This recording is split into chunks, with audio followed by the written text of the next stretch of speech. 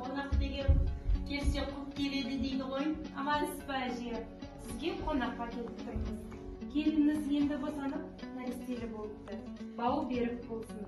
Жалғыз келейін десем, қызым артынан еріп, мен де барайын, мен де көршілердің балаларымен ойнайын деп артынан қалмай қойды. Көрші тату болса аз көп деген келіндер, төрлетіңдер. Сізге келгеннен кейін қорқау келмейін деп өзіміздің ұлттық тәтті деп пахлавадан әкелдім. Ауыз тиіңіздер. Рахмет қызым, ниетіңе рахмет. Көрші, Құдай қосқан көрші боламыз енді. Балалар мен балалар тату болсын.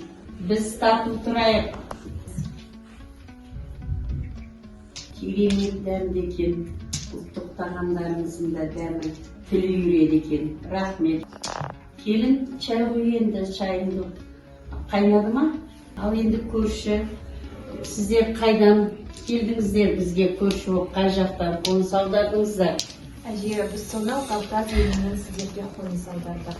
Осы Қазақстанға қоныс аударғаннан кейін қанша жылдар өтсе де қазақ халқы бізді бауырындай көріп, жылы қарсы алып, қазір келген бір отбасындай, бір шаңырақтың астында әртүрлі ұлттар өкілдері тұрсақ та, қазақ халқы бізді бауырындай көріп, бір шаңырақтың астында тату-тәтті өмір сүріп жатырмыз.